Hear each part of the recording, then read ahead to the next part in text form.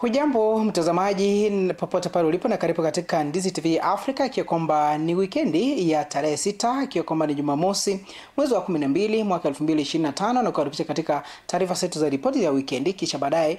Na leo hii tumekuandalia makala maalum ambapo tumezungumza na mwakilishi wadi wa Masimba ama eneo lile la wadi ya Masimba katika kaunti ya Kisii, tukiangazia masuala ya utendakazi wa kaunti ya Kisii kwa ujumla. Basi na hayo tutakuwa tunayapata baada ya kupokea taarifa zetu za ripoti ya wikendi. Jina langu mie ni Jeff Nyakundi, mwelekezi wangu ni Bwana James Ondieki. Karibu.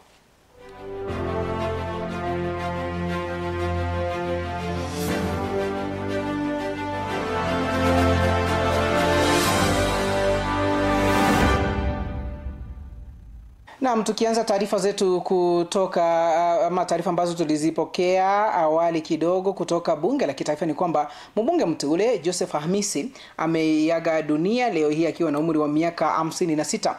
Katika bunge la kitaifa bunge la kitaifa limethibitisha kuwa alifariki mapema asubuhi ya Jumamosi. Marehemu aliingia bungeni mwaka 2022 kupitia chama cha Amani National Congress ANC, na alikuwa akihudumu katika kamati ya bunge ya michezo na utamaduni pamoja na kamati teule ya mshikamano wa kitaifa na fursa sawa. Spika wa bunge la kitaifa Moses Masika Wetangula pamoja na viongozi wengine wamemkumbuka kama mtu mwenye mnyenyekevu na mwenye kujitolea kwa dhati kuhudumia taifa hili la Kenya. Tunasema kwamba pole zetu, rambirambi za pole kutoka Ndizi TV Africa sifikie familia ya mwenda zake na bila shaka wajumbe wenzake ambao wanashiriki pamoja katika taifa lile, katika bunge lile la kitaifa.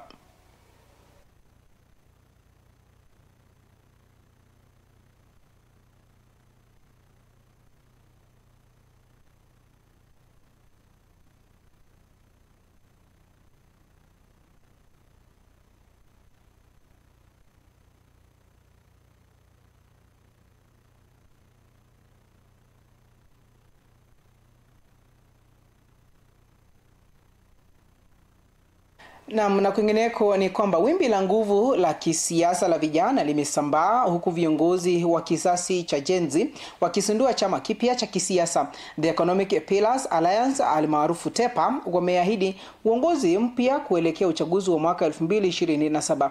Wakizungumza katika uwanja wa shule ya msingi ya Kaga wakati wa uzinduzi huo, viongozi walituhumu serikali kwa kupuuza masuala yanayowahusu vijana na kuwasihi vijana kutumia sanduku la kura badala ya maandamano mtaani kupigania mabadiliko hapa nchini. Naibu kiongozi wa chama hicho Rollins Mutwiri ametaja kwamba chama hicho kitaanza mikutano ya uhamasishaji nchini kote kikilenga masuala ya ajira, uwezeshaji wa vijana, elimu nafuu, huduma za afya pamoja na kuunga mkono biashara ndogo ndogo humu nchini.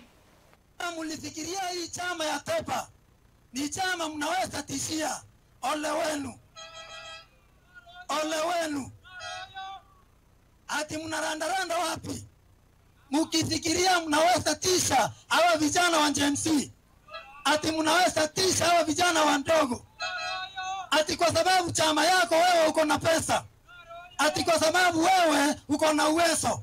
Nchi hii vijana ni 70% plus. And I want to challenge you vijana.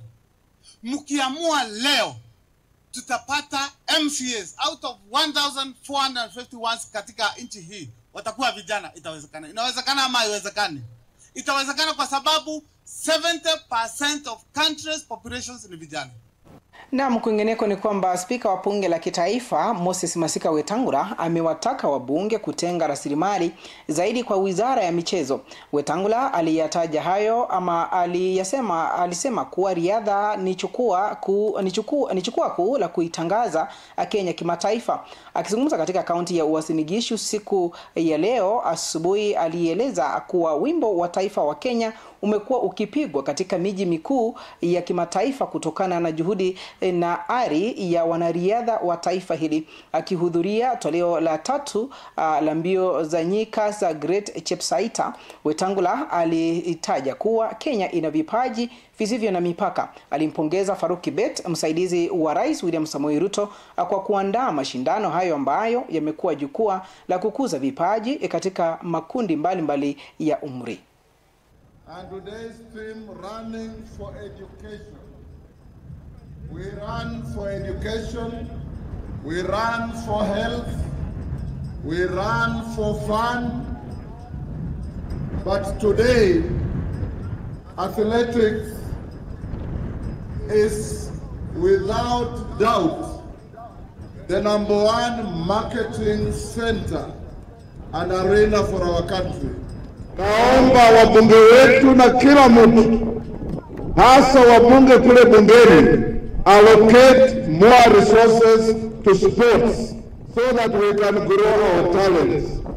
That is how great our athletes have put our country. So as we run today, under the patronage of Faruk Kibet, I want to encourage Kenyans, those in positions that can help others. This is a process of identifying our champions of tomorrow. And many champions are never identified because they don't get the opportunity to stand up to be identified. We have seen little boys, little girls, and I said these are the Beatrice Chebets of 10 years ahead of us. We must manage our succession in athletics by doing things like what we are doing today. I will be part of this movement. I'll be here routinely to join you, and I want to say hongera sana Faruk and those who supported you, your sponsors, and above all, we must all be proud to be Kenyans. We must love each other. We must love our president because we have only one president at a time. And we must support the government to ensure that Kenya lives to meet and fulfill the dream of our president from a third world country. First country.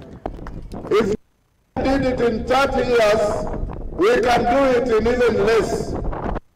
No doubt that our talents are boundless.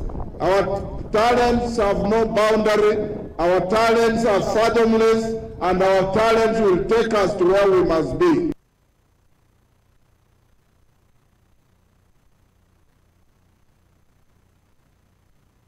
Na tukizidi kusonga mbele ni kwamba viongozi wa jamii ya Wakamba wakiongozwa na kundi la Thome wa Mkamba katika kaunti ya Makueni wamemkosoa vikali kiongozi wa chama cha Wiper Kalonzo Musyoka, wakimtuhumu kwa kuwatishia maafisa wa serikali kwenye mikutano ya umma. Wazee hao wakiongozwa na mlezi wao Ibrahim Abdi wametaja kuwa matukio ya hivi karibuni ya viongozi kusomewa hadharani hayakubaliki, na wameonya kuwa endapo msukosuko huo wa kisiasa utaendelea huenda ikaleta madhara kwa eneo hilo. Tukio la hivi punde lilitokea wakati wa mazishi ya aliyekuwa mbunge Joseph Munyao, ambapo waziri wa kazi Dr. Alfred Mutua alisomewa. Na kuomba question yako Bwana Kalonzo, wewe ndio chama hiki cha Thome, wewe ndio chama hiki cha Wiper. Mimi nakuomba tafuta Wakamba na uketi chini na uambie pole. Na ukisema pole pia utambue serikali ambaye rais iko ni Samuel Ruto. Ama sio? Na tunaona vibaya sana saa ile maofisa ama wafanyikazi wa serikali wakija Ukambani, watu kidogo ambao wako kwa chama cha Wiper wanachukua guns, wanalipa pesa ndio mfanyikazi wa serikali apigiwe nduru. So mimi naonya viongozi wa Ukambani wakome kutukana waziri, kutukana rais wetu na kutukana wale viongozi wametumwa watuletee maendeleo. Wapeane heshima kwa serikali. Na kwingineko ni kwamba serikali ya kaunti ya Nairobi imeanza ukarabati wa miundombinu muhimu ya barabara katika wadi zote 85. Gavana wa jiji la Nairobi Johnson Sakaja alipokuwa akikagua barabara zilizoboreshwa hivi karibuni katika mitaa ya Kilimani na Kileleshwa, alitaja kuwa mpango huo unalenga kurejesha miundombinu ambayo imetekelezwa kwa muda mrefu katika kaunti ndogo 17 za jiji la ili kuboresha usafirishaji na mfumo wa mifereji ya kupitisha maji safi na bila shaka maji taka. We're doing very well. We had promised the people that we'll upgrade roads. After the rains, a lot of the roads deteriorated. And so all across the city, in all the 17 sub-counties, we're doing quite a number of upgrades, reconstruction. Today we're in Kileleshwa and Kilimani Ward, where this was a big problem. Right now, apart from the 2.1 billion first lot that is done, I have another 1.5, and from the 1.5, 587 is for drainage improvement. You see, the challenge that people have never understood in Nairobi is that there are some roads that are managed at the national level by Kenya and Kura. But we said Nairobians don't understand that, so I take responsibility. And that's why I've been looking for resources to do even those roads. Because what Nairobians want is service delivery. Not many stories, just service delivery. That when you raise an issue, it is sorted out. And then they can see value for their money. Na tukirejea katika kaunti ile ya Uasin Gishu ni kwamba Matthew Kipkoech ameibuka mshindi katika mbio za wanaume kwenye mashindano ya Great Chepsaita cross country, huku Dorcas Chepkemoi Ndiema akitua taji la wanawake katika mkutano wa World Athletics Cross Country Tour Gold uliofanyika mjini Eldoret siku ya leo. Wanariadha hao wawili walimudu kwa ustadi mkondo mgumu wa milima ya Chepsaita uliowatia adabu mamia ya washiriki katika makundi mbalimbali kama ilivyoahidiwa na waandaji wa toleo hilo la mwaka huu. Lilikuwa kubwa zaidi na lenye ushindani mkali ulioambatana na msisimko wa kipekee. Mbio za wanaume za kilomita 10 ndizo zilizoandikisha idadi kubwa zaidi ya washiriki kwa siku hii, zikiwa na wanariadha 364. Pia zilikuwa za kazi na zenye ushindani mkubwa, viongozi wakikamilisha duru ya kwanza kwa muda wa dakika 6 na sekunde 34. As we do this award ceremony officially, we're waiting for Senator Aaron Cheruiyot. He'll be the first one to award. As soon as he gets on the stage, he'll be awarding the bronze medal. Senator Aaron Cheruiyot, our chief guest, Honorable Moses Wetangula, and George Odhiambo from the National Bank. Those are the people who will be awarding the 14 to 15 years old girls 4 kilometers race. And presenting the bronze medalist number 3, Cherotich Faith Wapi Makofi. This medal will be awarded by Senator Aaron Cheruiyot. Senator Aaron Cheruiyot to award that medal to Faith Cherotich, who's our number 3 bronze medalist. Asante Sana, just stand right next to us, Senator. And then presenting number 2 of the silver medal, Mudoni Ruth. Wapi Makofi ya Mudoni Ruth. She's to be awarded by George Odhiambo from the National Bank. Award the medals of Adali and the flowers, and then stand right beside her. And presenting the gold medalist right now, our number 1, step aside. This is Gloria Tebogogo. Wapi Makofi ya Gloria Tebogogo. This medal being awarded by our chief guest, the Right Honorable Moses Wetangula, Dr. Moses Wetangula, awarding the gold medal. The sponsors who stand right beside the athletes for a quick photo. First of all, the sponsors who stand right next to the athletes. We need 3 pictures. The sponsors right next to the athletes, Tafadhali, for a quick photo. That's fine. Senator Cheruiyot on the other side. And let's take a picture for the media in 3, 2, 1. Brilliant. All smiles. And then I'll allow the chief guest to remain and give a quick address. All the rest of the sponsors will step down, Tafadhali. And Aaron Cheruiyot will start Naam, karibu kufika tamati katika taarifa zetu za ripoti ya wikendi, nikikufahamisha yale ambayo yamekuwa yakiendelea katika EPL. Ni kwamba leo hii tumepata kichapo tu kwa goli 2-1, lakini bado sisi ndio tunaongoza pale EPL, ikiwa kwamba tulikuwa tunacheza na Aston Villa na tulipata kichapo cha mabao 2-1, na vile vile kiputa ambacho kinaendelea kwa sasa hivi, dakika 55 zimepita, Everton na Nottingham Forest wanaendelea kucheza, ambako Everton wako kipaumbele kwa mabao 2-0. Nayo Newcastle wanaendelea kucheza dakika za 52 na Burnley, ambapo Burnley wamepata kadi nyekundu na bila shaka Newcastle wako kipaumbele mabao 2. Manchester City na Sunderland wanacheza dakika ya 57 na Manchester City wako mbele mabao 2, Sunderland 0. Bila shaka Bournemouth na Chelsea wanaendelea kugaragazana pale, lakini hakuna hata mmoja ambaye ameona lango la mwingine, dakika zikiwa ni 57. Na Tottenham na Brentford wanaendelea kucheza dakika 57, Tottenham ikiwa kipaumbele mabao 2-0.